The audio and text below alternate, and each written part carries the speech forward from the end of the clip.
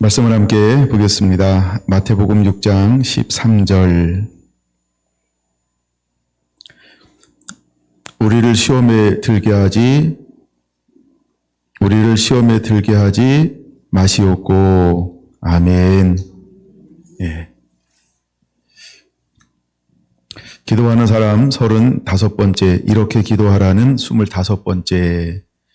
오늘은 마태복음 6장 13절에 앞부분, 우리를 시험에 들게 하지 마시옵고, 이 부분을 좀 더 깊이 다루는 시간입니다. 누가복음 15장으로 넘어가겠습니다. 누가복음 15장. 누가복음 15장 11절에서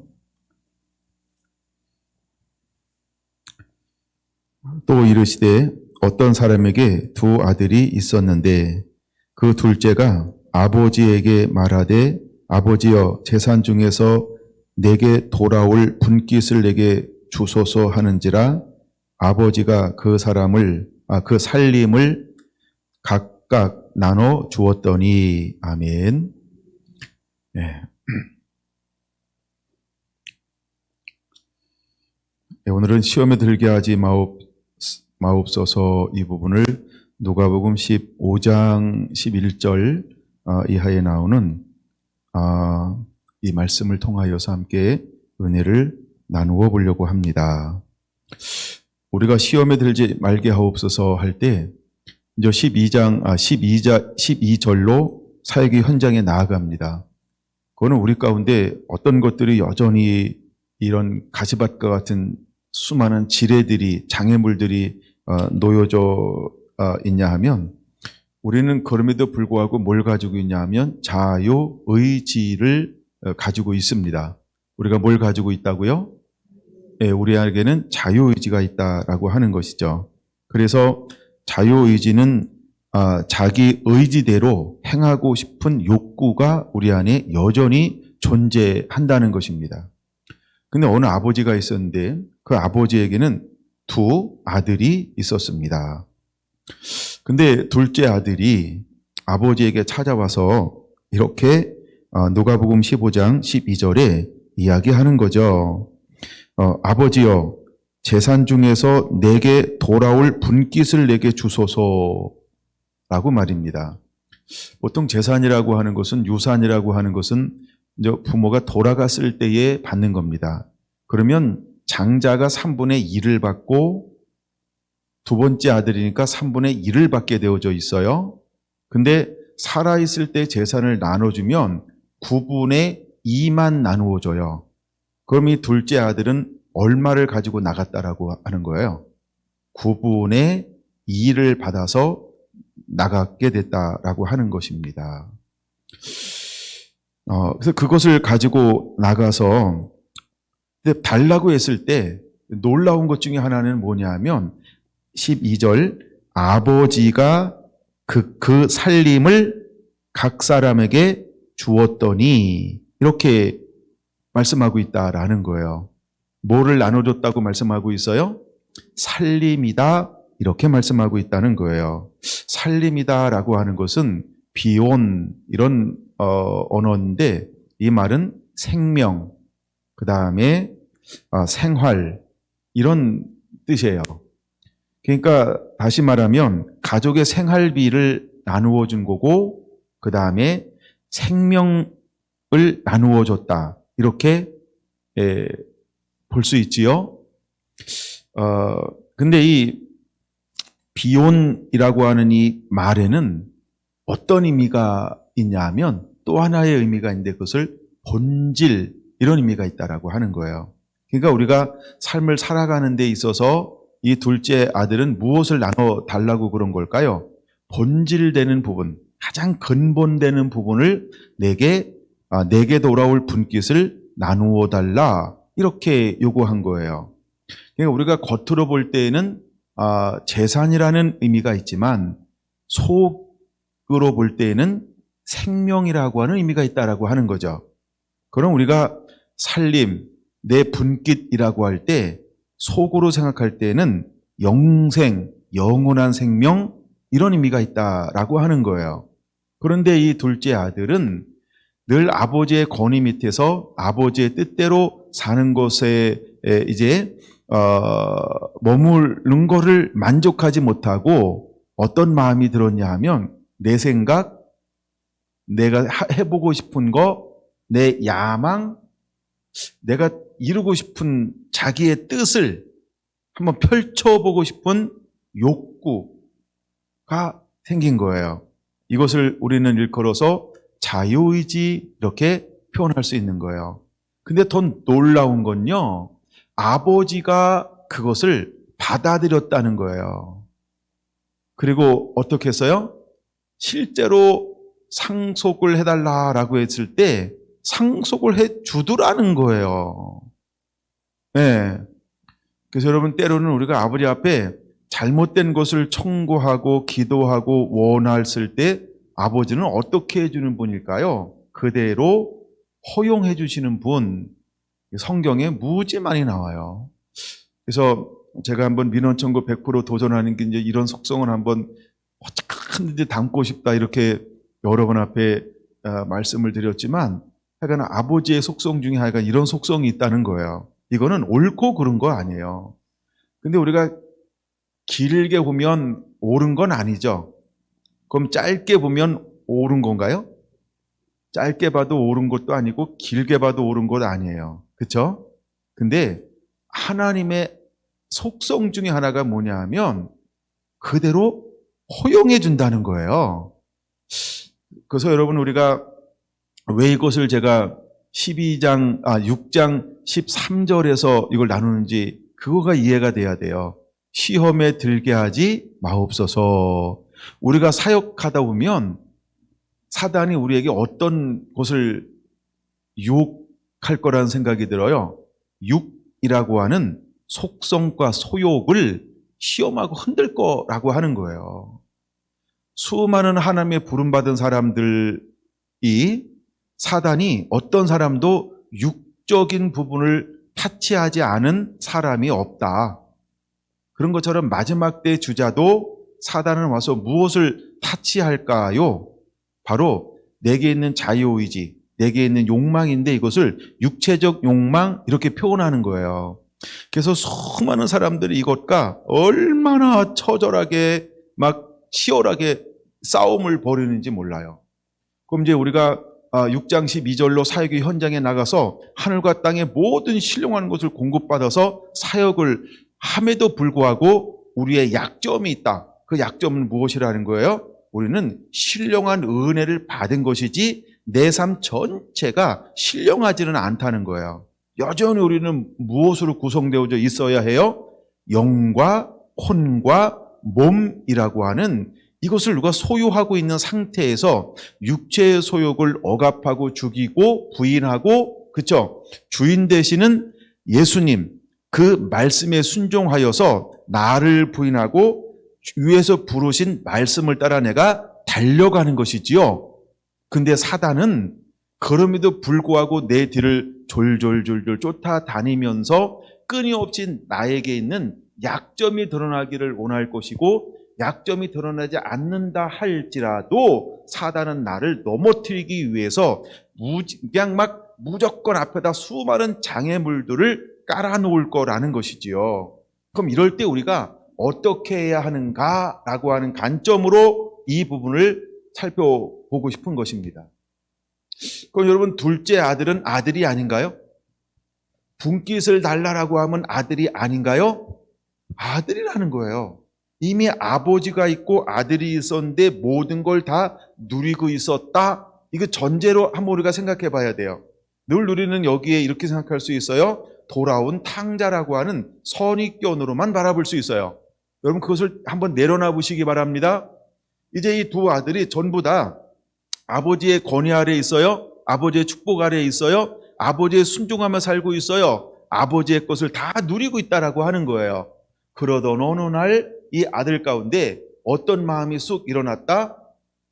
자신이 스스로 무엇인가를 해보고 싶은 마음이 쑥 일어난 거예요. 근데 이것을 일컬어서 우리는 뭐라고 표현하고 있냐 하면 육체적인 욕망 이렇게 표현할 수 있어요. 그 다음에 이제 우리가 성령의 은혜를 받고 나서 많이 썼던 용어 중에 하나가 무엇이냐 하면 누군가의 권위 아래 머물지 않으면 위험하다. 그러므로 반드시 하나님의 사람들은 누군가의 권위 아래 머물러야 한다. 이런 용어를 많이 썼어요. 근데 지금 이 둘째 아들에게는 어떤 욕망이 생기기 시작했냐 하면 나 이제 더 이상 아버지의 권위에 머물고 싶지 않아요. 나 이제 내 것을 주세요. 그래서 살림을 내어준다라고 하는 비혼이라는 단어를 썼다라고 하는 거예요. 모든 생활비, 모든 생명, 본질적인 것을 내가 너에게 나누어 준다라고 하는 거예요. 그럼 이 아들에게는 어떤 의미가 있는 거예요? 독립, 이런 의미가 있는 거예요. 자, 그럼 독립을 했어요? 그럼 어떻게 살아야 할까요? 아버지를 본받는 삶을 살아야 되는 거죠. 근데 이 아들은 아버지를 본받는 것이 아니고 자기가 가지고 나간 살림, 분깃을 어떻게 사용하기 시작하나요? 허랑방탕하게 사용했다, 이렇게 말하고 있는 거예요. 그러면 이 아들에게는 뭐가 있고 뭐가 없는 거예요? 육적인 욕망을 어떻게 해야 되는지 아는데 영적으로 어떻게 이것을 만들어가는지에 대한 이 법칙을 모르고 있는 거예요. 그러니까 아버지와 함께 있을 땐 뭔가 내가 누렸어요. 만족했어요. 뭔가를 소유한 것처럼 여겼단 말이에요.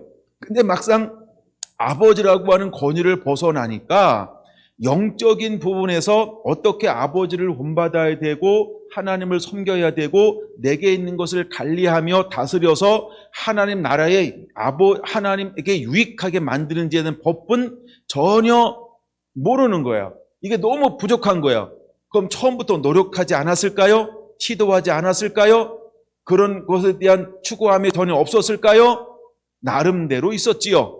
근데 영과 육의 씨름에서 무엇이 더 크게 작동했을까요? 육이라고 하는 소욕이 이 둘째 아들의 마음을 더 크게 다스리고 주관하기 시작했다는 거예요. 그래서 그 많은 살림을 쓰고 사용하는데 점점 무엇이 죽고 무엇이 살아나기 시작했을까요? 영은 죽고 육이 점점 살아나기 시작한 거예요. 그래서 30절에 보는 것처럼 뭐라고 형이 고백하냐 하면 아버지여, 저 둘째 아들은 분깃을 가지고 나가서 창기와 함께 허랑방탕하게 전부 소비하였나이다, 이렇게 말하고 있다는 거예요. 그래서 그 많은 재산을 무엇으로 사용했다고요? 방탕하는 데 썼어요?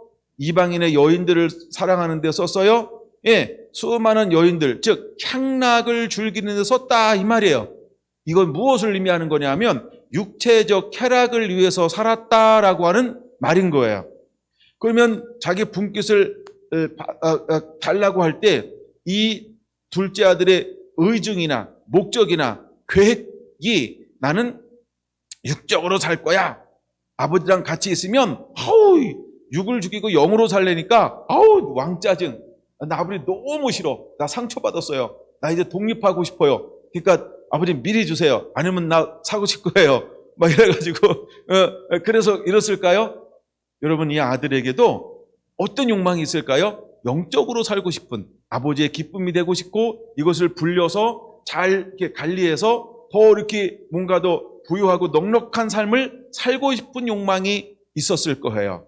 근데 막상 아버지의 권위를 떠나 자기가 무엇인가를 하려고 할 때 자기의 존재성을 깨닫는 거예요. 아직은 뭐라고요?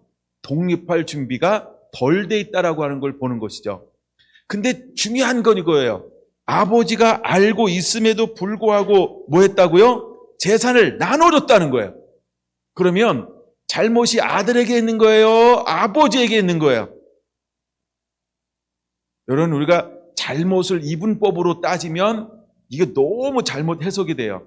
그래서 여러분, 우리가 잘못이 누구에게 있는지는 그건 이렇게 선반에다 올려놓지 말고 그냥 지워버리시기 바랍니다. 이 비유는 잘못을 이야기하고 싶은 목적이 아니라고 하는 거예요. 혹시 여러분들을 따지고 싶습니까? 그러면 그 생각도 내려놓으시기를 바랍니다. 난 참 하나님을 볼 때 그런 마음이 늘 들어요. 하나님은 우리가 요구하면 들어주신다는 거예요. 때로는 옳은 것도 들어주지만 때로는 그런 것도 들어준다는 거예요. 근데 그 속에서 아버지가 원하는 것이 있어요. 무엇을 원하는 걸까요? 거기서 깨닫기를 원하는 거예요. 여러분, 이것은 믿음의 시련은 믿음 때문에 오는 것인데 이번 시련은 무엇 때문에 오는 걸까요? 그 시련을 통하여서 육체적 욕망이 왜 잘못됐는지 너 스스로 깨닫게 되기를 원한다라고 하는 아버지의 더 큰 의도, 사랑이 있다라고 하는 거예요. 그래서 두 가지 결론을 맺을 수 있어요. 어떤 사람은 내가 육체적인 욕망을 가지고 아버지를 떠나서 내가 육체적 욕망으로 살면 이렇게 모든 걸 다 잃어버리는구나, 이걸 깨닫는 사람이 있는 반면 끝까지 깨닫지 못한 사람도 있다라고 하는 거예요. 그럼에도 불구하고 하나님은 어떻게 한다? 요구하면 내준다라고 하는 거예요. 그걸 우리가 깨달아야 돼요. 근데 이제 우리가 13절에서 이거 시험에 들게 하지 마옵시고라고 하는 이 말을 사용할 때, 그러면 과연 우리들은 어떤 사역을 이루다가 이제 그 나라와 을을 향하여 달려가다가 거룩한 하나님과 같이 거룩하고 이 땅 가운데 나라를 만들며 뜻이 하늘에서 이루면 땅에서 이루어지게 만들어가는 그 사역을 하다가 혹시 우리 안에 이런 유혹이 올 수 있어요. 욕망이 생길 수 있어요. 욕심에 빠질 수 있어요. 아간처럼, 수많은 사람들처럼 우리가 갑자기 이생의 자랑에 육신의 정욕에 막 안목의 정욕에 이끌릴 수 있어요. 사단은 수없이 우리 앞에 지뢰밭을 만들어 놓을 것입니다. 여러분, 우리가 누가 지뢰를 밟고 싶어서 밟나요? 그렇죠? 밟고 싶어 밟는 사람은 아무도 없어요. 근데 사단은 계속해서 우리 인생 가운데 지뢰밭을 만들어 놓을 것입니다. 그럼 혹시 우리가 지뢰를 밟았다라고 했을 때 어떻게 해야 할 것인가를 우리에게 보여주고 있는 거예요. 그것이 오늘 누가복음 15장 11절부터 나오는 말씀이라고 하는 것입니다. 여러분, 우리가 이럴 때 어떻게 해야 할까요? 이럴 때 우리가 어떻게 해야 할까요? 자, 내가 돈이 있을 때 이 둘째 아들은 어떻게 그것을 사용했나요? 성경은 이것을 간단하게 표현합니다. 허랑방탕했다라고 하는 말은 무엇이냐 하면 영적인 의미로 사용하지 않았다. 즉 구원을 이루는 데 사용하지 않았다. 하나님이 기뻐하는 곳에 사용하지 않았다라고 하는 허랑방탕이라는 언어의 의미가 있어요. 그럼 이것을 무엇을 위해서 썼다라고 하는 거예요? 육을 위해서 썼다라고 하는 의미가 있는 거예요. 그러면 둘째 아들에게는 아직 뭐가 부재인 거예요? 영적으로 어떻게 하나님을 기쁘시게 해야 되는지에 대한 법칙, 살아가는 이 법을 아직 배우지 못했다라고 하는 미성숙을 나타내주고 있는 것이죠. 여러분, 우리가 사역하다가 이렇게 온전하지 못하고 미성숙한 부분을 만나면 여전히 흔들릴 수 있어요. 넘어뜨릴 수도 있고 막 그럴 수 있다라고 하는 거죠. 그러니까 뭐 여러 가지 의미가 있어요. 그 정도만 보고 그 다음에 그러고 나서 이제 모든 걸 다 잃어버렸어요. 모든 걸 다 잃어버렸는데 두 가지 현상이 일어납니다. 두 가지 현상이 일어나는데 이거 굉장히 재밌어요. 한번 볼까요? 14절. 다 없앤 후에 그 나라에 크게 흉년이 들어 그가 비로소 궁핍한지라 이렇게 말하고 있어요. 야, 이거 엎친데 덮친 격 이렇게 표현할 수 있어요. 이미 내게 재산을 다 잃어버렸는데 근데 그 나라에 무엇이 왔다고요? 기근이 왔어요. 그러면 나도 가난한데 누구도 가난해지기 시작하는 거예요. 이웃도 나라도 환경도 가난해지기 시작하는 거예요. 그렇죠? 그러니까 나는 부유한데 사회가 가난해서 날 돕지 않는 것이 아니고 나도 가난해졌는데 환경도 가난해지더라라고 하는 거예요. 이걸 우리가 엎친 데 겹친 격이죠. 우리가 이런 일을 만날 때 진퇴양난입니다. 이러지도 저러지도 못하는 이런 일들을 만날 수 있어요. 그때 이 둘째 아들을 그 주변 사람들은 어떻게 취급할까요? 어떻게 취급하는가를 볼까요? 15절 봅니다. 가서 그 나라 백성 중 한 사람에게 붙여 사니. 그러니까 어떤 한 사람에게 붙여서 살지요? 껌딱지처럼 붙었다 이런 의미예요. 이게 언어로 보면 그를 들로 보내워. 그렇죠? 그가 그를 어디로 보냈다고요? 들로 보냈어요. 아니 도시에 살아도 뭐가 왔는데 기근이 왔는데 그를 왜 들로 보낼까요? 그렇죠? 기근인데 더 가난한 곳, 더 처참한 곳, 더 메마른 곳, 더 적막한 곳, 정말 아무것도 없는 그곳으로 보내버렸다는 겁니다. 근데 거기에 들로 보내서 무엇을 치게 만드나요? 돼지를 치게 만든다라고 하는 것입니다. 근데 둘째 아들은 이렇게 봅시다. 유대인이에요. 오늘날로 비유하면 기독교인이에요. 예수님을 인간 구주로 모신 사람이에요. 근데 돼지를 친다라고 하는 것은 유대인에게 허용되는 거예요? 허용되지 않는 거예요? 허용되지 않는 거예요. 어떤 육적으로 성적으로 또 타락을 했지만, 여기서 먼저 우리가 창기를 섬겼다라고 하는 건 크게 두 가지 의미예요. 하나는 세상을 사랑하고 하나는 하나님보다 세상을 더 사랑했다, 이런 의미가 있어요. 그래서 하나님보다 세상을 더 사랑했다, 이런 의미도 있고, 실제로 세상 친구들을, 세상의 모든 것들을 하나님보다 더 좋아했다, 이런 의미가 실제로 있는 거예요. 그래서 생산적인 구원하는 일에 재산을 쓴 것이 아니고 구원을 잃어버리는 육적인 일을 위해서 자기 있는 재산을 전부 허비한, 이런 것을 실제로 보여주고 있는 것이죠. 근데 세상에 있는 이 사람들은 이 사람을 뭘로 취급하나요? 뭘로 취급하나요? 아직도 더 타락치려고 노력하고 있는 걸 볼 수 있어요. 그러면 이 둘째 아들이 완전히 타락했을까, 아니면 부분적 갈등을 하고 있을까요? 그걸 깨달아야 돼요. 그게 보여주고 있는 장면이 저는 이 부분이라고 보는 거예요. 15절, 16절 이 부분이 그 부분을 보여주고 있는 거예요. 15절, 16절이 그 부분을 보여주고 있는 거예요. 그래서 그들이 뭘 치게 만드냐 하면 돼지를 치게 합니다. 돼지를 치게 한다, 이 말은요, 부정한 것을 경험하게 하는 거예요. 부정한 것으로 보는 거예요. 더 깊은 그 스스로가 나름대로 절제를 하고 나름대로 한계를 지키고 있는 것을 주변 사람들이 알아요, 몰라요? 알아요.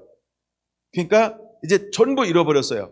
근데 세상은 점점 잃어버린 사람들을 잡아주는 것이 아니고 어디로 보낼까요? 더 밑으로 더 어두운 곳으로. 그래서 사단이 오는 것은 빼앗고 죽이고 멸망시키는 거예요. 여러분, 우리가 아버지의 권위를 떠나 아버지의 보호를 떠나서 내 능과 내 힘으로 내가 하고 싶은 것을 이루고 싶은 야망을 이루려고 할 때, 우리가 무엇인가를 가지고 있을 때 세상 사람들은 조용할 겁니다. 그러나 우리가 아무것도 없이 이제 모든 걸 다 잃어버렸잖아요. 그때 세상은 우리를 어떻게 할까요? 그렇죠? 더 타락시키는 거예요. 이것이 배후에 사단이 있다라고 하는 거예요. 이게 세상의 전략입니다. 이게 세상의 전략이라고 하는 걸 우리가 깨달아야 돼요. 그래서 이 사람을 한 사람에 붙여서 사니, 이 사람이 어디로 보냈다? 별로 보내서 뭘 치게 한다? 돼지를 치게 한다라고 하는 거예요. 그 다음에 이제 두 번째가 나오는데 뭐가 나오냐 하면, 배가 너무 고파요. 그래서 16절, 그가 돼지가 먹는 지엄 열매로 배를 채우고자 하되 주는 자가 없는지라, 이렇게 말하고 있어요. 왜 주는 자가 없을까요? 지금 무엇이 왔어요? 기근이요. 그러면 그 기근이 얼마나 심한 기근인지를 알겠죠? 돼지에게 먹일 지엄 열매조차 나누어 줄 수 없는 기근이 왔다라고 하는 거예요. 여러분, 그럴 때 사람들은 자기 자신 먹기에 급급한 거예요. 이거는 그 안에 뭐가 없다라고 하는 걸 보여주는 거예요. 이웃 사랑이 없는 사람들을 보여주고 있는 거예요. 이웃을 사랑하지 않는 걸 보여주고 있는 거예요. 예. 근데 그 기근이 와서 그 가난한 가운데서도 하나님의 사람들은 뭐 할까요? 서로 사랑하라. 나눕니다. 돌봅니다. 콩 한 쪽도 나눠 먹는 이웃 사랑이 있습니다. 근데 이방인요, 다른 신을 섬기는 사람은요, 예수님 밖에는요, 그쵸? 전부 이기주의에 휩싸여 있는 사람, 즉 자기를 사랑하는 사람이다, 이걸 보여주고 있는 거예요.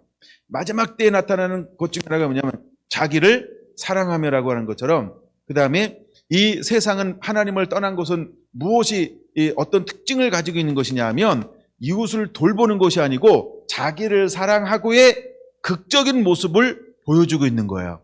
그러니까 여러분, 어떠한 형편에 있다 할지라도 아버지를 떠나지 않아야 한다는 걸 우리에게 보여주고 있는 거죠.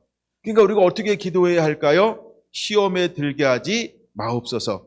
우리가 사역하다 보면 이런 것을 만날 수 있어요. 또한 자기의 욕망을 세울 수 있고 자기의 성을 쌓을 수도 있고, 자기의 야망과 꿈을 키우기 위해서 그냥 막 자기가 뭔가 해보려고 할 때도 있어요. 마치 이것이 하나님의 음성인 양, 마치 자기의 부르심인 양, 마치 자기의 사명인 양, 이것이 하나님께서 허용한 것인 양, 잘못된 음성을 가지고도 막 달려갈 수 있어요. 여러분, 우리가 그럴 때 어떻게 해야 될까요? 이것이 말씀이 말씀하고 있는 것인가? 이것이 말씀이 말씀하고 있는 것인가? 우리가 끊임없이 점검해야 할 줄로 믿습니다. 그래서 우리로 시험에 들게 하지 마옵시고 언제나 말씀이 기준이 되어야 할 줄로 믿습니다. 할렐루야. 여러분, 내 야망을 쌓는 거 아니에요? 우리가 많이 하는 말 중에 하나가 뭐냐면 자기 성을 쌓는다, 이런 용어가 있어요. 그래서 오늘날 많은 크고 작은 교회, 또 크고 작은 모든 성도들이 똑같을 수 있어요. 어느 순간에는 정말 갈망하고 갈급하고 진정으로 하나님을 추구하다가 어느 정도 이렇게 올라서면 육적이든 영적이든 아니면 그냥 지적이든요, 어느 정도 딱 올라서면 반드시 어떤 유혹이 오냐 하면 자기 성을 만들고 싶은 욕망이 반드시 찾아온다라고 하는 거예요. 여러분, 그럴 때 우리가 어떻게 해야 될까요? 끊임없이 나를 내려놓을 수 있겠냐는 거예요. 나를 내려놓을 수 있겠냐는 거예요. 근데 이 둘째 아들은 뭐 하고 싶은 욕망이 생긴 거예요? 내가 해보고 싶은 욕망이 생겼어요. 그래서 뭘 요구하는 거예요? 아버지, 나의 분깃을 나에게 나눠줘서 나 이제 독립하고 싶어요. 나 이제 아버지께서 나가서 내가 하고 싶은 걸 한번 내가 하고 싶은 것을 하면서 살고 싶어요 라고 아버지 앞에 요구했다는 거예요. 여러분, 우리도 그럴 수 있다는 거예요. 우리도 그럴 수 있다는 거예요. 나도 할 수 있어요. 이제 내가 늘 아버지의 권위하려면 있는 게 아니고 이제 늘 아버지가 하고 싶은 대로 시키는 것만 하는 것이 아니고 이제 내가 하고 싶은 걸 하면서 살고 싶어요. 이렇게 우리 안에 뭔가 일어날 수 있다라고 하는 거, 이런 게 여러분, 그러고 싶은 마음이 없지 않아 있지요? 내 마음대로 하고 싶은데 얼마나 편안한지 몰라요. 예, 막 때로는 막 아버지가 오는 게 막 귀찮은 거야. 어머니가 와서 잔소리하는 게 귀찮은 거야. 아이고, 나도 이제 나이 먹었는데 나도 다 알아요. 엄마는 엄마대로 살고야지. 나도 내가 하고 싶은 대로 할게요. 가정은 5월달. 예, 이래가지고 막 이런 거 막 있을 수 있어요. 근데 이 둘째 아들이 아버지와 함께 있을 때 그런 생각을 가졌다는 거예요. 이게 어디서 왔을까요? 그쵸? 시험에 들게 하지 마옵시고 사단은 끊임없이 우리에게 와서 이런 생각들을 툭툭 던져줄 수 있다는 거예요. 그럼 처음부터 이 둘째 아들이 그랬을까요? 아닙니다. 계속해서 이 마음을 집어넣어 줬다는 거예요. 그러던 어느 날 이 둘째 아들이 이건 용감하죠. 무식해서 용감한 게 아니고 내 안에서 내가 하고 싶은 뭔가가 계속해서 일어날 때 용감성이 생겨서 아버지 앞에 당당히 요구하는 겁니다. 그래서 12절에서 아버지 할 때의 아버지와 21절에서의 아버지는 같은 아버지일까요? 전혀 다른 아버지예요. 저는 이미 말씀을 많이 묵상했기 때문에 전혀 다른 아버지로 부르고 있는 거죠. 근데 12절의 아버지는 어떤 아버지예요? 왜 나에게 자유를 안 줍니까? 왜 내가 해보고 싶은 것을 자꾸 누르기만 합니까? 왜 아버지의 뜻에 순종하라고만 합니까? 이제는 나도 한번 해보고 싶습니다. 나에게 독립을 달라. 이래가지고 재산을 나눠달라고 얼마나 데모를 했는지. 그래서 촛불을 켜서 나눠줬다 이 말이에요. 어떤 사람은 태극기를 들어서 나눠줬다 이 말이에요. 근데 나가서 결국은 방향을 어떻게 결정을 했어요? 방향을 어떻게 설정을 했어요? 처음부터 잘못된 의도를 가지고 달라고 한 것은 아니었다. 근데 막상 아버지를 떠나서 세상이라고 하는 그 삶의 현장으로 나가니까 내가 생각한 거와 같지 않은 거예요. 난 옛날에 이런 생각을 한번 해본 적이 있어요. 연예인들은 유명하잖아요. 근데 사업하다 망하더라고요. 유명해도 안 되는구나. 어째? 연예인들은 막 사업하다가 망하고 막 뉴스에 막 나오잖아요. 난 우리가 사업하다 망하면 뉴스도 안 와. 그쵸? 근데 그 사람들도 망하는구나. 난 그게 너무 놀랬어요. 그럴 수 있구나. 어찌 망한데? 막 이런 거요. 그런 것 가지고 안 되는 거죠. 여러분, 달인들을 보다 보면 하루아침에 달인이 아니죠.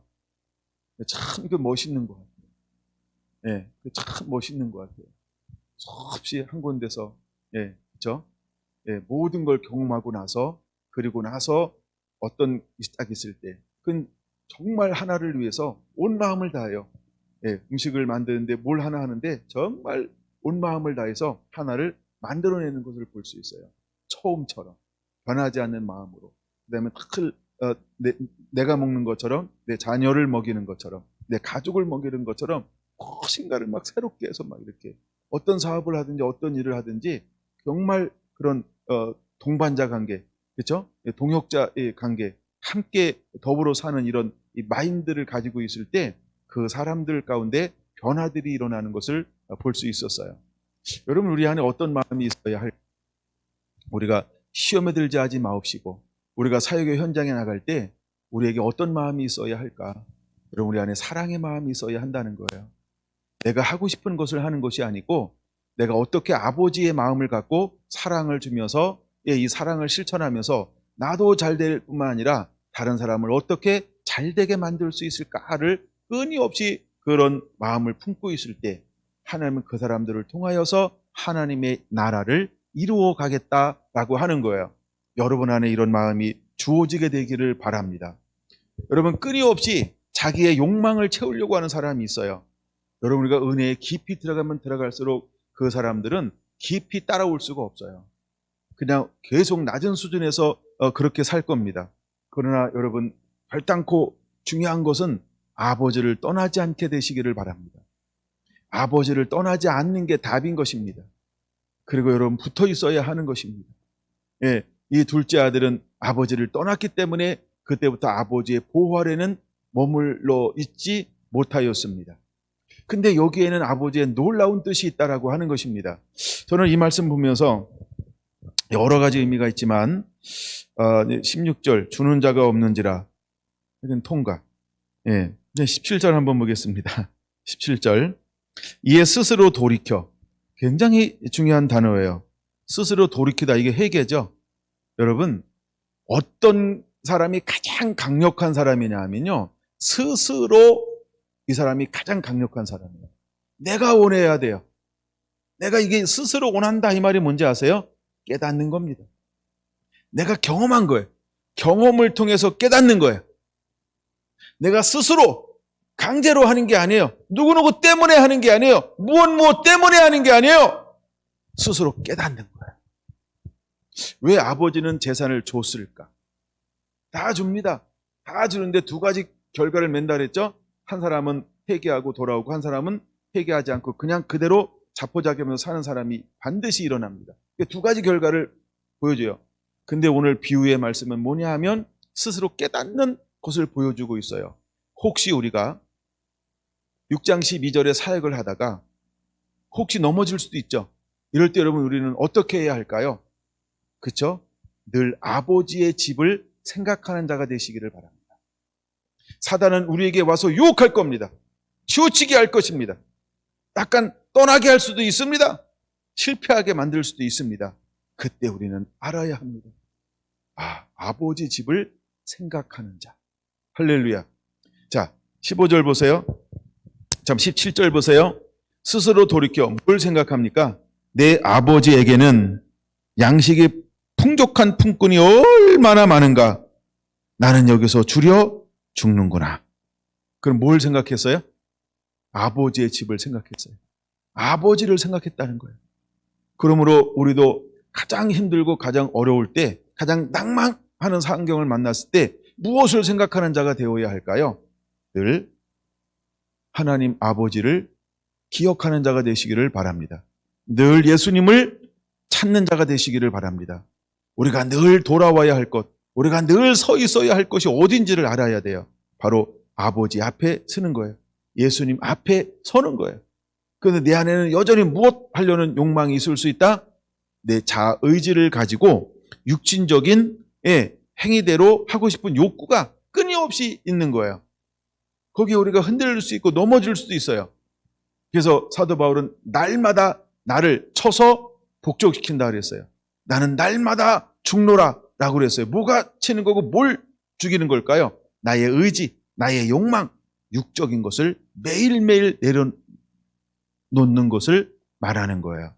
여러분, 우리 안에도 이런 은혜가 그대로 임하게 되기를 원합니다. 그래서 17절, 18절, 19절 뭐라고 생각하나 볼까요? 18절 이제 내가 일어난다라고 하는 말은 생각으로 끝나는 게 아니죠. 결단하는 자가 돼야 돼요. 수많은 사람들이 껄껄껄 하고 끝나요. 그럼 껄껄껄 하면 뭐가 될까요? 네, 걸립니다. 아무것도 안 돼요. 늘 머리로만 해, 머리로. 나도 알아. 아는데 행동을 하지 않아요. 그건 모르는 거예요. 그거는 모르는 거예요. 그건 아는 게 아닙니다. 알면 행동하게 되어져 있습니다. 그게 진짜 아는 거예요. 그게 생명이고 그게 영이에요. 여러분, 머리로 하지 마세요. 삶으로 사는 자가 되기를 축원합니다. 삶으로 살아야 할 줄로 믿습니다. 누가 좋은 거 몰라요?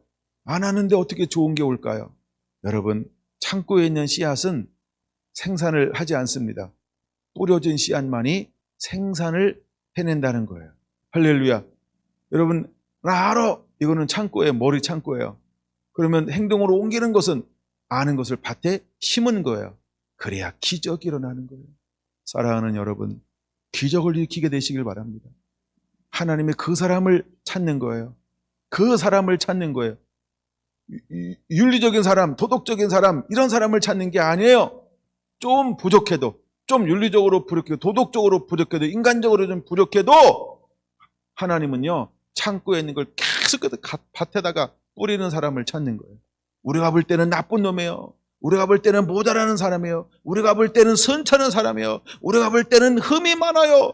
근데 하나님은 이 사람을 기뻐해요. 왜 기뻐할까요? 이 사람은 창고에만 쌓아놓지 않아요. 뭐 할 줄 알아요? 삶을 실천해요. 나눌 줄 알아요. 섬길 줄 알아요. 돌볼 줄 알아요. 흘려보낼 줄 알아요. 근데도 우리가 볼 땐 나쁘게 보일 수 있어요. 여러분 보세요. 십자가는요,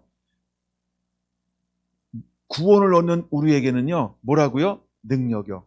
근데 구원을 얻지 못하고 머리로만 있는 사람들에게는 십자가가 뭐라고 보인다고요?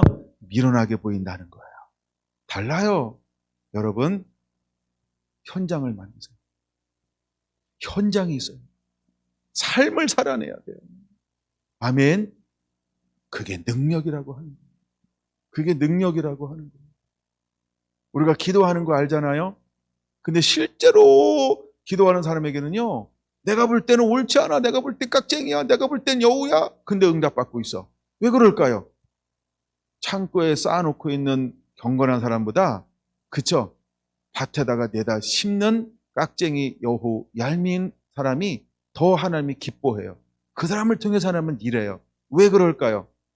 여러분, 도덕적이고 경건한데 창고에만 쌓아놓은 사람은 하나님을 일하지 못하게 하는 거예요. 잘 보세요. 하나님은 자라나게 하고 싶어요. 근데 뭘 해야 자라나게 할 수 있을까요? 심고 물 줘야 자라나게 하는 거예요. 근데 계속 창고에만 쌓아놨다. 그럼 하나님 일하고 싶은데 창고에서 일하라고요? 창고에서 하나님은 일하지 않아요. 하나님의 일은 어디서 하실까요? 밭에서 하는 거예요. 들에서 하는 거예요. 거친 들에서 하는 거예요. 사역 현장에 있어야 돼요. 그 여러분은 삶 속에서 뭘 만들어야 될까? 섬김의 현장을 만드시기 바랍니다. 섬김의 현장을 만드시는 거예요. 끊임없이 삶의 섬김의 현장이 있어야 하는 거예요. 아멘. 여러분, 그 현장이 굉장히 중요합니다. 자, 그래서 이렇게 하여 18절, 이제 내가 일어나 결단하는 거예요. 아버지께 가서 이르기를, 내가 하늘과는 하나님이죠. 하늘과 아버지께 죄를 지었사오니 지금부터는 아버지의 아들이라. 이 말은 종이라는 뜻이에요. 종이라 일컬음을 아들이라 감당하지 못하겠나이다. 나를 품꾼의 하나로 보소서. 일용직으로 채용하여 주옵소서. 이렇게 철저하게 회심하고 돌이켜서 아버지를 향하여서 고백을 합니다. 이렇게 이제 마음을 먹었습니다. 마음을 먹었어요. 그리고 가만히 있었나요? 20절 이에 뭐하고? 일어나서 결단을 뭐로 하는 거예요? 돌아가니라. 행동으로 옮겼어요. 결단을 행동으로 옮겼어요. 아직도 거리가 먼데 20절 아버지가 그를 보고 측은히 여겼다. 이 말은요, 불쌍히 여기는 것이죠. 이 측은히 여겼다라고 하는 의미는 굉장히 멋있는 뜻이 있어서 한번 읽어드릴게요. 자, 한번 들어보세요.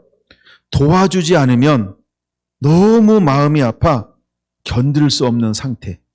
이걸 불쌍히 여긴다, 측은히 여긴다, 이런 의미예요. 도와주지 않으면 마음이 아파 견딜 수 없는 상태예요. 그럼 우리를 향한 아버지의 마음은 어떤 마음이에요? 바로 이 측은히 여기는 마음이요. 근데 우리가 무엇을 할 때 아버지가 이런 마음을 우리에게 보낼 수 있을까요? 내가 결단하고 행동으로 옮겨 쓸 때만 도와주지 않으면 견딜 수 없어서 아파하는 그 아버지의 사랑을 우리가 경험할 수 있는 거예요. 근데 우리는 뭐 합니까? 결단하지 않아요. 그리고 뭐 하는지 알아요? 먼저 아버지가 내게 손 내밀기를 원할 수 있어요. 먼저 찾아오기를 원할 수 있어요. 먼저 찾아오기를 원할 수 있어요. 뭐처럼 찾아오기를 원할 수 있을까요? 마치 잃은 양처럼. 잃은 양. 누가복음 15장 맨 처음에 나오는 비유가 잃은 양입니다. 두 번째가 드라크마입니다. 세 번째가 이제 우리가 소위 말하는 탕자의 비유입니다. 근데 여러분, 잃은 양은 내가 스스로 돌이킨 게 아닌 거예요. 이 양은 어떻게 해서 잃어버렸어요? 따라가는데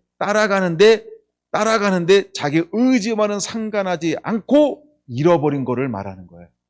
근데 이 아들은 어떤 거예요? 내 의지를 작동했단 말이에요. 그렇죠? 내 의지를 작동했단 말이에요. 그래서 이건 다른 거라는 거예요. 내가 열심히 따라가는데 내 의지와 상관하지 않고 잃어버렸다 그러면 이건 어떻게 할까요? 그때는 아버지가 찾아오는 거예요. 아버지가 나를 찾으러 오는 거예요. 근데 이 경우는 어떤 경우예요?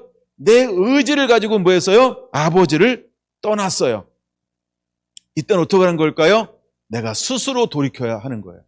내가 스스로 돌이켜야 하는 거예요. 내가 스스로 돌이켜야 하는 거예요. 여러분, 이 차이점을 분명히 깨달아야 합니다. 근데 우리가 사역하다 보면 무엇이 올 수 있을까요? 시험에 들게 하지 마옵시고. 이때는요, 내가 잘못해서 잃어버리는 경우가 있지만 이 경우는 어떤 경우를 말하는 거냐면 내가 성을 쌓고 싶은 거예요. 내가 뭘 하고 싶은 거예요. 내가 아버지의 잘못된 음성을 듣고 마치 이것이 하면 음성인 양 해보고 있는 그 목적이 뭐예요? 나를 드러내는 거예요. 나의 성을 쌓는 거예요. 내가 인기가 있고 싶은 거예요. 내가 뭘 하고 싶은 거예요. 이런 경우를 말하고 있는 거예요. 근데 사단은 반드시 우리에게 뭘 갖다 줄까요? 아간이 그런 경우예요. 그 다음에 도단성에서 있었던 누구죠? 게하시가 그런 경우예요. 그 다음에 누구죠? 가룟 유다가 그런 경우예요. 그 다음에 또 누구죠? 왕 사울 왕이 이런 경우예요. 수많은 사람들이 이런 경우에 빠졌단 말이에요. 이땐 전부 공통점이 뭘까요? 스스로 회개하고 돌아와야 되는데 회개하지 않았다는 거예요. 여러분, 그럼 어떻게 해야 할까요? 우리가 사역할 때 반드시 이런 시험이 온다는 거예요. 그럼 우리는 어떻게 기도해야 할까요? 시험에 들게 하지 마옵소서. 할렐루야. 만약에 이런 시험에 들었다라고 한다면 우리는 무엇을 배워야 할까요? 여러분, 이 둘째 아들처럼 스스로 돌이킴을 배워야 한다는 거예요. 그리고 무엇을 생각하라고요? 아버지의 집을 바라보는 거예요. 아버지의 집은 풍족하거든, 넉넉하거든, 수많은 종들이 부유하고 넉넉하게 살고 있거든. 여러분, 아버지의 집, 천국을 바라보시기를 바랍니다. 여러분, 아버지에게는 부족함이 없습니다. 아버지는 모든 곳에 풍족함을 가지고 계신 분인 걸 깨닫게 되시기를 바랍니다. 그러므로 우리가 시험에 들지 않기 위해서 날마다, 매 순간마다 무엇을 바라보는 자가 되어야 할까요? 하나님 나라요. 바로 우리가 아버지를 바라보는 자가 되어야 한다는 거예요. 할렐루야, 할렐루야. 여러분, 이 사실을 분명하게 깨닫게 되시기를 바랍니다. 그래서 아버지는요, 측은히 여겨서 달려가 어떻게 하는 거예요? 목을 안고 입을 맞추기 시작하는 거예요. 입을 맞춘다 이 말은요, 용서한다는 거예요. 여러분 잘 보세요. 20절, 21절 같이 한번 읽어보겠습니다. 시작.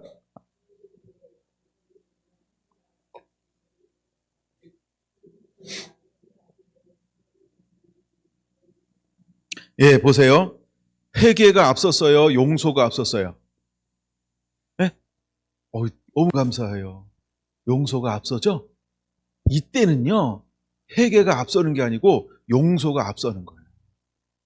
시험에 들게 하지 마옵. 이거는 우리가 예수님을 영접하는 이게 아니거든요.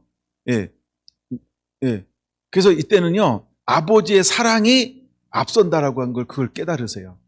근데 가끔 우리가 아버지 앞에 못 나가는 이유가 뭘까요? 혹시 아버지가 용서해 줄까? 자기 함정에 빠질 수 있어요. 사단이 끊임없이 우리에게 와서 용서 안 할걸?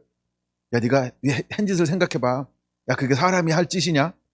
야, 아버지가 너 얼마나 사랑했는데, 야, 그거 안 돼. 힘들걸?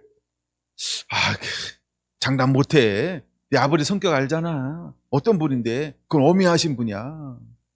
얼마나 그거 이런 분인데, 한 달란트 받은 자가 누굴 잘못 생각했어요? 아버지를. 사단이 갖다 줄 수 있다니까요. 여러분, 한 달란트가 여러분 몇 억이라고요? 내가 이번에 성서 박물관 가서 봤는데요. 45억이라고 적어놨더라고요. 42억인가? 45억인가? 한 달란트. 근데 그 작은 돈을 가지고 뭐 했다고요? 그냥 은행에 묻어둔 것도 아니고 땅에 창고에 쌓아놨다니까. 그쵸? 예. 우리가 한 달란트를 이렇게 작게 생각하면 안 돼요. 그렇게 그 내가 일부러 사진 찍어 왔어. 한 달란트가 그 실물로 만들어놨다고 얼마나 큰지 막 이딴만 해. 생각나면 올려줄 테니까 잃어버리면 올려달라고 좀 그러세요. 내가 가끔 얘기해놓고 안 올려주는 건 잊어버려서 그래. 예, 그래서 내가 사진을 찍어왔어요, 그거를. 한 달란트 다 만들어놨더라고, 막 실물 막 또 계산해놨더라고, 이거를 도표로 만들어가지고 그래서 사진을 찍어왔어요. 예, 여러분 우리가 그럴 수 있다는 거예요. 아버지를 잘못 알고 곡해할 수 있다는 거예요. 혹시 의 안에 그런 것이 있다라고 한다면 아버지는 뭐 한다고요? 이미 와서 내가 회개하기 전에 오는 모습 보고서 뭐 하는 거예요? 그냥 달려와서요, 나를 끌어안고요. 예, 나를 얼마나 사랑하고 있는지 그것을 좀 우리가 알아야 돼요. 할렐루야, 할렐루야. 이해하고 들으세요. 여러분을 향한 마음이 그런 마음이에요. 그러고 싶어요, 제가. 안 그래도 그러고 싶어요, 막. 그러니까 아니어도 그렇다고 좀 인정 좀 해주세요, 한번. 할렐루야. 예, 우리 집에서 예배 드리신 분도 여러분 그 마음을 우리가 서로 그렇게 사랑하는 자가 됐으면 좋겠어요. 할렐루야.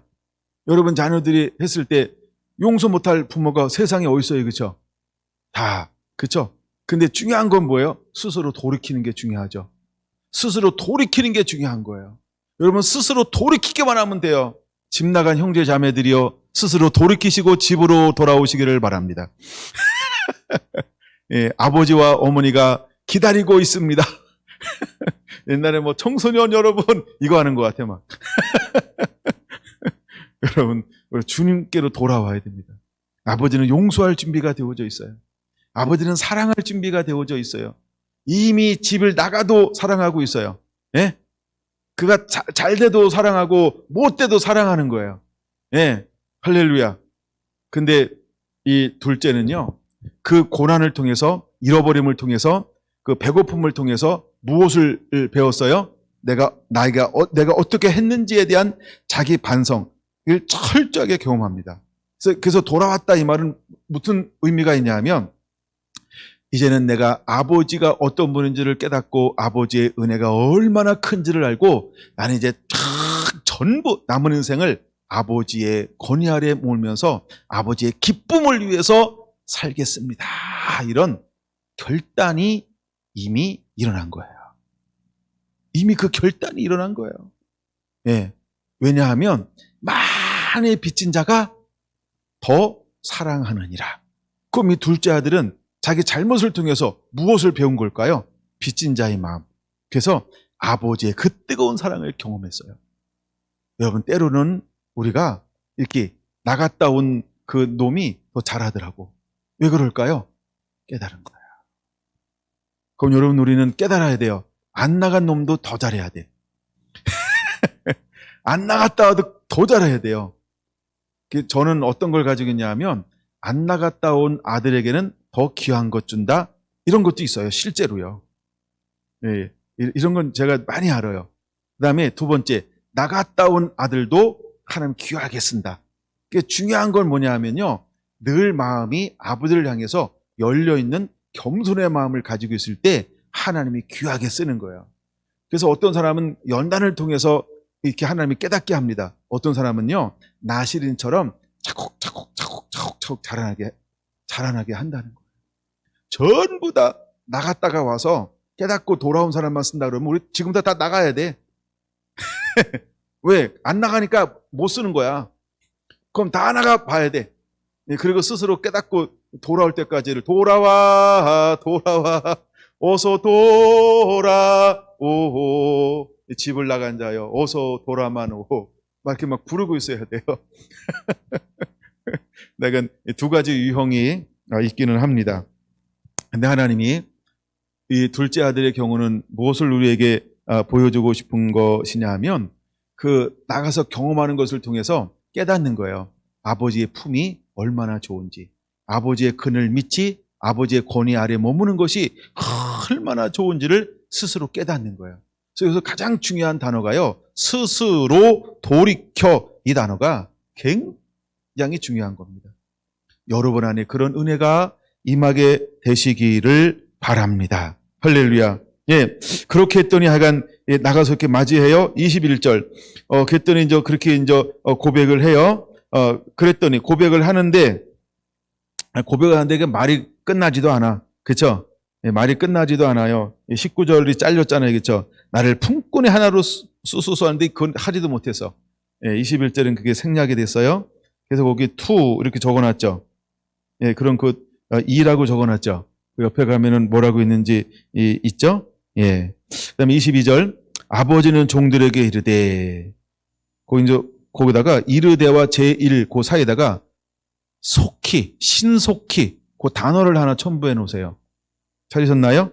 22절 이르되와 제1 그 사이에 다운표해 놓고 신속히 언어에는 그 단어가 있대요. 예. 신속히 첫째 제일 좋은 옷을 내오다가 입히라. 두 번째 손가락에 가락지를 끼우라. 셋째 발에 신을 신기라. 라고 아버지는 신속히 라는 단어를 사용하고 있는 거예요. 이건 무엇을 의미하는 걸까요? 옷이라고 하는 것은 신분을 회복하는 거예요. 신분. 그 다음에 가락지는요, 유산을 받을 수 있다. 지위를 회복한다. 지위를 회복해 주는 거예요. 지위를. 그 다음에 신을 신긴다 이 말은 너는 자유인이야. 품꾼 중에 하나가 아니고 너는 언제나 내게 돌아오는 순간 자유인이야. 너는 나와 함께 있는 동안 너는 자유인이야. 라고 하는 신을 신는 거예요. 종은 신을 신지 않아요. 신을 신다라고 하는 것은 자유를 말하고 있는 거예요. 그래서 가락지를 끼우는 거예요. 지위를 회복해줘요. 아버지의 권세, 아버지의 모든 권한을 너에게 위임한다. 너도 같이 갖는다. 그리고 너는 내 재산을 물려받을 수 있는 자다라고 이렇게 가락지, 반지를 끼워줘요. 옷을 제일 좋은 옷을 입는다라고 하는 말은 종은요. 이번에 박물관에서 보니까 두 가지 옷이 있더라고요. 이제 그 요셉이 색동 옷을 입었다, 뭐 채색 옷을 입었다 그러잖아요. 이 옷은 어떤 옷이냐 하면 이렇게 늘어뜨린 옷이래요. 이 길게 늘어뜨린 옷은 어떤 의미가 있냐 하면 일을 할 때 입는 것이 아니고 이렇게 앉아 있을 때. 그러니까 이것은 신분을 아버지가 요셉을 어떻게 취급했다? 너는 종이 아니고 너는 높은 자다. 이런 의미로 옷을 지어 입힌 거예요. 저도 약간 그것은 설명하면서 그런 생각을 어쨌든 전 처음 들어서 저에게는 하여간 그게 기억에 좀 남아요. 몇 가지를 처음 들었어요. 거기 가가지고. 그러니까 돌아오면서 혼자 생각한 게 뭐냐 하면 배움에는 끝이 없고.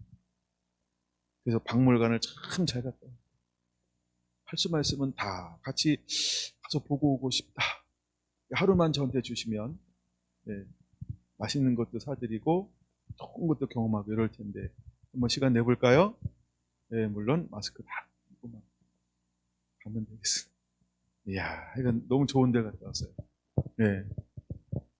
하여간 보고 오니까 너무 좋아요. 그 제천에 있더라고요.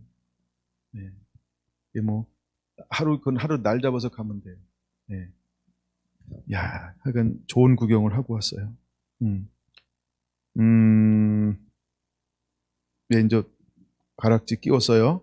몇 절이지? 예. 그 다음에 살찐 송아지를 잡아라. 뭐 이거는 이제 같이 먹자, 줄기자. 24절 같이 한번 읽어볼까요? 이는 내 아들은 죽었다가 다시 살아났으며 내가 잃었다가 다시 얻었노라 하니 그들이 즐거워하더라.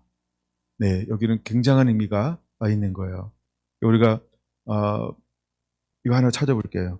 로마서 6장 13절, 로마서 6장 11절부터 볼게요. 로마서 6장 11절.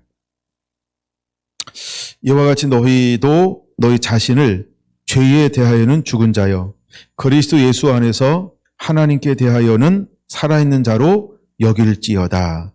그러므로 너희는 죄가 너희 죽을 몸을 지배하지 못하게 하여 몸의 사욕에 순종하지 말고 또한 너희 지체를 불의의 무기로 죄에서 내주지 말고 오직 너희 자신을 죽은 자 가운데서 다시 살아난 자 같이 하나님께 드리며 너희 지체를 의의 무기로 하나님께 드리라.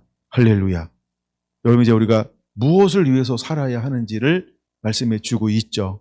전에는 이 둘째 아들이 어떻게 한 거예요? 그 몸을 무엇으로 내어주었다는 거예요? 예, 죄에게 내어주었죠. 그 이제 우리는 무엇을 위해서 살아야 한다는 거예요? 의의 무기가 되어서 살아야 한다라고 하는 것을 우리에게 말씀하고 있는 것이죠. 그러니까 아버지는 이 아들을 어떻게 생각하는 거예요? 아버지의 권위를 떠났다라고 하는 순간은 뭐예요? 너는 죽었다. 근데 아버지는 알아요. 근데 아버지는 뭘 하고 있어요? 돌아와, 어서 돌아오. 네, 내게로 돌아오라, 내게로 돌아오라. 아버지는 끊임없이 그를 향해서 무엇하고 있나요? 중보기도 하는 거예요. 돌아오기를 놓고 기도하는 거예요. 늘 그 아들을 불러가면서 아들을 바라보면서 아들을 생각하면서 한순간도 그 아들을 잊지 않아요. 뭐 하라고요? 돌아오기를 기다리는 거예요. 근데 그 아들은 아버지의 마음을 알아요? 몰라요? 아버지를 만나기까지는 모르는 거죠. 그러니까 자기가 회개를 작정했지만 아버지가 반드시 용서해 줄 거라는 보장이 있어요? 없어요? 없어요. 그래서 구원은 무엇으로 받는 것이냐 하면 전적인 하나님의 은혜라는 거예요. 내가 돌아가면 아버지 날 용서해 줄 거야. 어떻게 네 마음대로 다 하냐? 우리는 그렇게 할 수 있다는 거예요. 근데 우리 하나님은 우리를 향해서 어떤 마음을 가지고 있냐 하면 회개하고, 그러니까 어떤 회개가 진정한 회개를 의미하는 거죠. 우리가 아버지를 이용할 수 있어요. 그렇죠? 아버지를 사기칠 수 있어요. 겉과 속이 다르게 올 수도 있잖아요. 그렇죠? 그런 아버지는 어떻게 할까요? 또 속아줘요. 그래서 우리가 이러잖아요. 아버지, 이번 한 번만 도와줘 봐요. 이 사업은 대박 나는 거야. 이거 한 번만 도와주면 나 살 수 있어. 그래서 아버지가 엄마가 끌어다가 도와줘요? 안 도와줘요? 도와주잖아요. 그렇죠? 근데 몇 년 후에 또 다시 왔어요. 말아먹고, 엄마, 나 이거 한 번만 도와줘. 나 이거 한 번만 안 도와줘. 미쳐버릴 것 같아. 나 죽는다. 그러면 이 새끼가 뭐 죽는다고 하고 엄마 앞에서 할 얘기나 뭐 온갖 얘기를 다 하죠. 근데 또 엄마는 어떻게 해요? 또 그쵸? 잘 되라고 막 그러다가 막 이런 게 이게 우리 삶이야. 이게 실제 우리 삶이야. 그쵸? 근데 여러분 이 둘째 아들은요 그런 뜻으로 오는 게 아니라 그런 뜻으로 오는 게 아니라 근데 실제로 이런 사람들이 얼마나 많은지 몰라요. 하나님을 사기치려고 하는 사람들. 근데 하나님이 어떻게 할까요? 때로는 막 넘어가줘요. 하나님도 넘어가줘요. 왜? 아니, 나도 넘어가는데 근데 하나님은 아는데 넘어가 주는 거예요. 아는데 넘어가 주잖아요. 그래가지고 이스라엘 백성들이 원망하는데 몇 번이나 들어줬다 그랬어요? 10번이. 그렇죠? 10번이나 들어줘요. 그게 무슨 마음이에요? 그게 아버지 마음이에요. 그게 아버지 마음이라니까요. 네. 근데 이 둘째 아들은요, 회심할 때 스스로 돌이킬 때 그 마음이 아니라니까요. 그 마음이 아니라니까요. 그러니까 우리가 이 사역의 수준을 올려야 돼요. 이걸 제가 시험에 들게 하지 마옵시고에서 다룰 때는 이게 굉장히 수준이 높은 거예요. 근데 제가 오늘 이 버전을 새 버전으로 준비를 했는데 오늘은 이것저것 짬뽕 됐어요. 하다 보니까 막 이미 하나님이 이걸 보여줘가지고요. 하다 보니까 막 내 마음이 앞서가지고 여기 하나 둘 셋 다 이렇게 분리를 해놨는데 어쨌든 막 굉장히 짬뽕에 대해서 나눴어요. 근데도 저는 신나요. 어쨌든 은혜 받은 걸 여러분 앞에 나눌 수 있어서. 예. 여러분들이 시험에 들게 하지 마옵시고가 왜 기도해야 하는지를 깨달아야 돼요. 그리고 스스로 돌이키는 게 얼마나 중요한지를 알아야 돼요. 언제나 우리가 스스로 돌이켜 하나님께 아버지께 돌아오면 아버지는요 우리에게 모든 걸 다 회복시켜 주세요. 그리고 다시 그래 같이 그 시점에서 다시 사역하자. 이래서 6장 12절을 사역하게 할 거예요. 할렐루야. 여러분 그런 하나님의 사람들이 되시기를 바랍니다. 할렐루야. 자, 그럼 요거를 이제 하나만 좀 분리를 한번 해줄게요. 분리를. 예, 분리를 한번 해드릴게요. 12절부터 14절까지는 뭐냐면 육의 삶을 살려고 하는 이런 모습을 볼 수 있어요. 때로는 우리가 늘 썩어질 것을 쫓아가는 경향이 있어요. 사단은 이렇게 우리를 유혹할 수 있다는 거예요. 그래가지고 실제로는 그 이방인으로 간다라고 하는 그 단어 속에는 어떤 의미가 있냐면 거친 삶을 산다. 근데 그는 실제로 거친 삶이라고 여기지 않잖아요. 마치 누구처럼 아브라함의 조카 롯처럼, 예, 그렇죠? 예, 롯처럼 그렇게 할 수 있어요. 예, 예, 그래서 롯이 얼로 아브라함을 떠나서 가요? 소돔과 고모라의 근처, 참 눈에 보기 좋은 곳으로 가요. 근데 거기는 뭐가 가까워요? 소돔과 고모라의 성이 가까워요. 근데 나중에 점점 얼로 옮겨가요? 그쵸? 뒷걸음질 쳐져 이렇게. 뒷걸음질 치잖아요. 얼로요? 소돔과 고모라로. 근데 결국은 그는 의인이었어요. 근데 그 죄악으로 말미암아 날마다 무엇이 점점 영향을 받아가요? 심령이 영향을 받아가요. 물론 야고보서에 보면은 롯을 뭐라고 표현하고 있나요? 의로운, 그는 의롭다라고 표현하는 거예요. 그래서 우리가 아브라함의 중보기도 때문에 조카가 구원받는 것처럼 보일 수 있으나 실제로는 무엇 때문에 하나님이 그를 건져내는 걸까요? 롯의 의로움 때문이라는 거예요. 여러분 그거 깨달아야 되죠? 그런 것처럼 뒷걸음칠 수도 있다라는 거예요. 그 다음에 이 아들은요, 하루아침에 분깃을 달라고 하는 것이 아니고 두 번째는 오래 계획을 했다는 거예요. 오래 생각의 결과라고 하는 거예요. 내가 아버지를 떠나고 싶다. 이제 내가 뭘 하고 싶다. 한 번에 이게 쌓이지 않아요. 뭔가 영향을 받아서 계속해서 잘못된 생각을 가지고 있어요. 그리고 가지고 있는 동시에 씨앗은 반드시 자라나게 돼 있어요. 그래서 이 계획이 자라나는 거죠. 이제 나도 해보고 싶다. 뭘 해보고 싶다. 뭘 이루고 싶다. 이런 게. 그래서 오래 계획된 이것이 드러난 거예요. 근데 결국 그가 가는 것은 어떤 결과를 맺게 되는 거예요? 육적 쾌락을 향해서 가고 있는 것을 그는 깨닫지 못했던 거예요. 그는 스스로 변명하겠죠. 아니야, 육적 쾌락이 아니야 라고 그는 변명할 수 있겠죠. 그러나 실제 결과는 어떤 결과를 맺었나요? 그렇죠? 이건 육을 향하여 가고 있다라고 하는 것을 보여주죠. 근데 제 3자는 아는데 정작 누군 몰라요? 나만 모르잖아요. 내가 잘못된 걸. 그렇죠? 예, 그런 것처럼. 예, 가끔 우리 사랑하는 아내가 야당이 되어서 나를 보게 하잖아요. 예, 나의 유일한 야당. 그 다음에 15절과 16절은 뭐냐 하면 인생의 공허함, 이런 것들을 볼 수 있어요. 그래서 육도, 영도 공허해지는 시즌을 보내게 되어지는 거죠. 여러분, 그들이 주는 것은 무엇을 공급하고 주나요? 돼지를 치게 하고 가장 가난한 자가 먹는, 그 다음에 돼지가 먹는 음식인데 쥐염 열매를 먹게 해요. 여러분, 세상에서 내게 줄 수 있는 것은 무엇일까요? 전부 부정한 거예요. 그리고도요, 진짜 하바리, 그런 걸 내게 공급해 줄 거예요. 나는 뭘 가져갔는데, 그렇죠? 나는 아버지의 분깃을 가져갔잖아요. 그럼 아버지의 분깃은 뭐 하는 걸까요? 유익한 거예요. 살찌는 거예요. 윤택하게 하는 거예요. 기쁘게 하는 거예요. 영적인 즐거움도 있어요. 근데 그 모든 것들을 그들은 무엇을 위해서 그걸 착취하고 뺏었어요? 자기의 유익을 위해서. 그래서 신령하는 것을 뭘로 바꿨어요? 자기의 육의 즐거움을 위해서 바꿔버렸어요. 이게 사단이 하는 일이에요. 여러분, 내가 좋은 걸 가지고 있는 걸 알아요. 제가 옛날에 이런 표현을 했잖아요. 우리가 와서 이럴 수 있어요. 와서 병을 고치기 위해서 올 수 있어요. 어떤 흐름을 타기 위해서 올 수 있어요. 예, 좋은 거 가져가기 위해서 올 수 있어요. 근데 뭐 하지 않군요? 순종하지 않아요. 헌신하지 않아요. 주님 뜻대로 살지 않아요. 자신의 욕망을 위해서 채워요. 그냥 자신의 문제를 해결하기 위해서 오는 사람들이 얼마나 많은지 몰라요. 예, 그렇죠? 그런 것들을 충분히 생각하면 이거 생각할 수 있어요. 내가 뭘 가지고 있는 걸 사람들 세상은 그냥 알아요. 예, 예, 그냥 아는 거예요. 그래서 이거를 계속해서 허비할 때까지, 예, 신령한 것이 없어질 때까지 계속해서 와요. 근데 실제로 내가 다 없어졌다. 근데 그들은 나한테 뭘 준다고요? 야, 돼지나 쳐. 이러는 거예요. 돼지가 뭐라고요? 부정한 거요.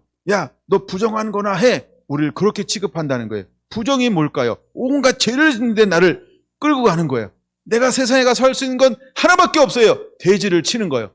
돼지가 뭐라고요? 부정하게 살 수 있는 것밖에 없다는 거예요. 아버지를 떠나면 세상에서 얻을 수 있는 직업이라고 하는 것은 부정한 것밖에 없다는 거예요. 근데 우리는 이것을 몰라요. 그래서 아버지를 떠나는 거예요. 여러분 깨닫게 되시기를 바랍니다. 지업 열매가 뭘까요? 부정한 사람들이 먹는 거예요. 근데 자기들도 먹지 않고 누구한테 주는 걸 우리한테 공급할까요? 짐승이나 먹는 걸 우리에게 공급할 거예요. 근데 그것도 자기들이 기근이 오니까 그것마저도 내게 주는 자가 없게 될 거예요. 뭐라고요? 나에겐 아무런 사랑을 베풀지 않아. 내게 마음이 없어요. 왜 내게 마음이 없을까요? 뽑아먹을 게 없잖아요. 내게 뽑아먹을 게 없잖아요. 신령한 걸 다 잃어버렸잖아요. 빈 털터리가 되었잖아요. 그들은요, 세상은요, 유익하지 않으면 가감하게 잘라버립니다. 사람들도 그러잖아요. 그렇죠? 이용할 대로 다 이용해 먹고 자기 마음에 안 맞으면 다 단물만 짝짝짝 빨아먹고 그렇죠? 싹 버리잖아요. 이게 세상이요 막이라고 하는 거예요. 사랑하는 여러분, 이제 우리가 왜 예수님 안에 있어야 되는지를 깨달아야 돼요. 왜 아버지의 품에 있어야 되는지를 깨달아야 돼요.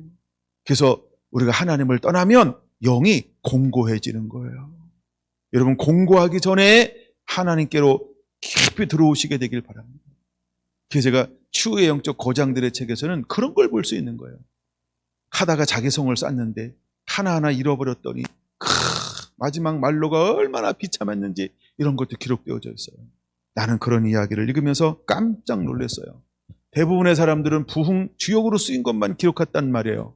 근데 그 책은 실패한 것도 기록하고 있다는 거예요. 근데 그래서 그 책을 꼭 소개하는 거예요. 예. 여러분 그것이 바로 우리에게 보여주는 거울이 되어야 한다는 거예요. 그럼 그때 우리가 어떻게 될까요? 공부할 때 17절부터 18절, 19절, 21절까지요. 회개해야 된다는 거예요. 회개가 필요한 거예요. 회개는 뭘까요? 의지적 결단이라는 거예요. 뭐라고요? 의지의 결단이라고 하는 거예요. 여러분 말씀을 몇 군데 한번 찾아볼까요? 네, 말씀을 몇 군데 찾아볼까요? 아모스 8장입니다. 여러분 아모스 8장 잘 아는 말씀이에요. 예, 아모스 8장을 한번 함께 보기를 원합니다. 예, 아모스 8장 11절부터 13절 볼게요. 주 여호와의 말씀이니라. 보라 날이 이를지라 내가 기근을 땅에 보내리니 양식이 없어 주림이 아니며 물이 없어 가람이 아니요 여호와의 말씀을 듣지 못한 기갈이라.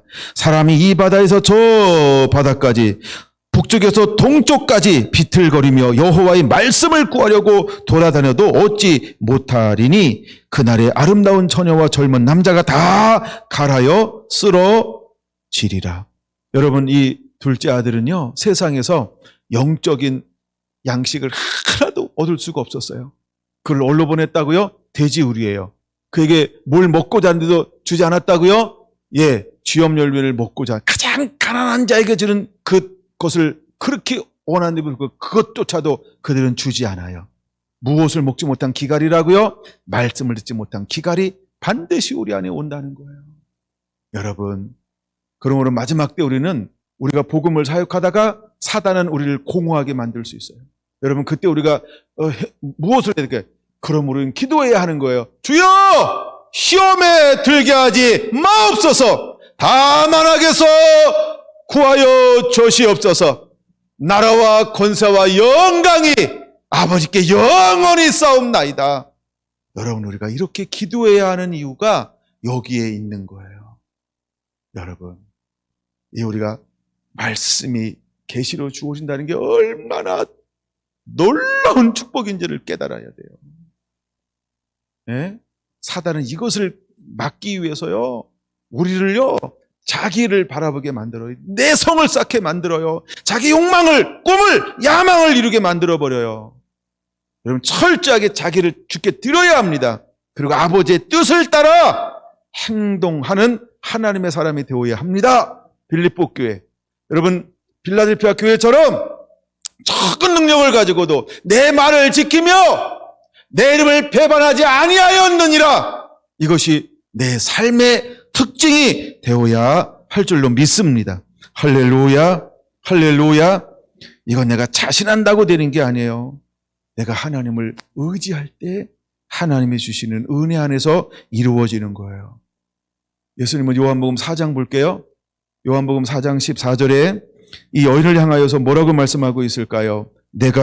14절, 내가 주는 물을 마시는 자는 영원히 목마르지 아니하리니 내가 주는 물은 그 속에서 영생하도록 솟아나는 샘물이 되리라.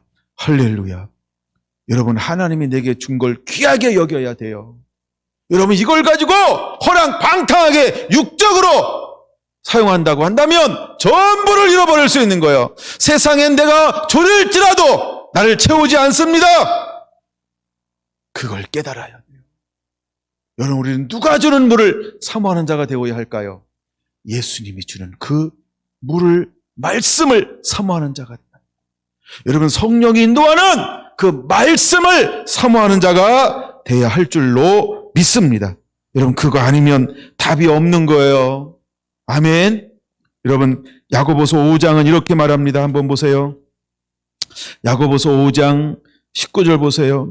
여러분, 육체는 무엇을 추구하는가요? 야고보서 5장, 다른 거다. 야고보서 5장 19절 보세요. 내 형제들아, 너희 중에 미혹되어 진리를 떠난 자를 누가 돌아서게 하면 너희가 알 것은 죄인을 미혹된 길에서 돌아서게 하는 자가 그의 영혼을 사망에서 구원할 것이며 허다한 죄를 덮을 것임이니라. 이제 하나님이 마지막 때 사역자들에게 무엇을 원할까요? 진리에서 떠난 자를 돌이키게 하는 사역으로 하나님이 일어나기를 원하는 거예요. 여러분, 진리를 떠난 자를 여러분 돌이키는 자가 되기를 예수님의 이름으로 축원합니다.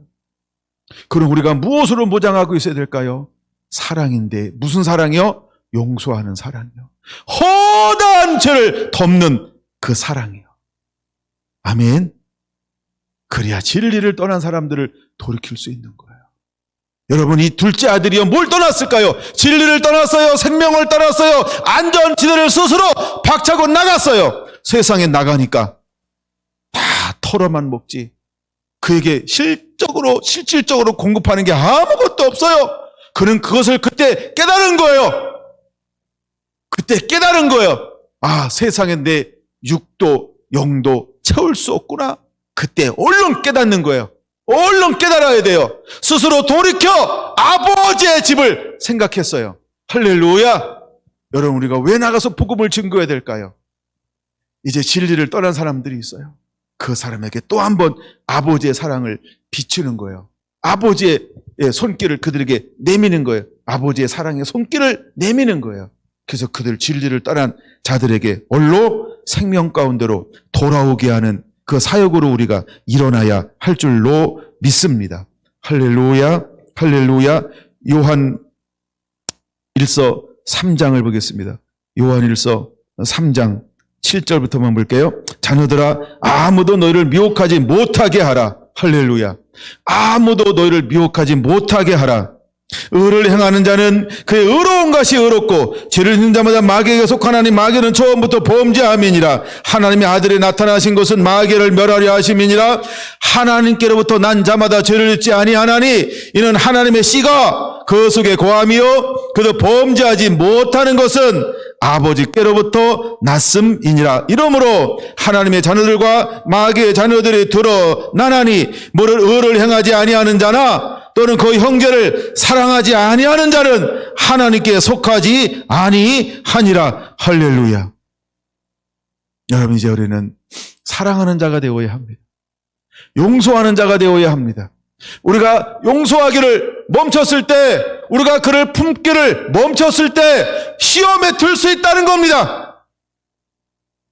시험에 들게 하지 마옵시고 다만하게서 구하옵소서. 하나님은 우리가 이렇게 기도하기를 원해요. 왜 이렇게 기도하기를 원하는 걸까요? 시험에 들 수 있으니까. 악이 우리를 찾아올 수 있으니까 그렇게 기도하라고 말씀하고 있는 거예요. 그러므로 여러분, 우리는 정신을 차리고 근신하여 깨어 있어야 할 줄로 믿습니다. 그거를 보여주고 있는 게 누가복음 15장 이 비유 속에 또 들어가 있는 거예요. 여러분에게는 이 한 사람의 비유가 이제 다른 시각으로 보여지게 되기를 원합니다. 할렐루야, 할렐루야, 할렐루야.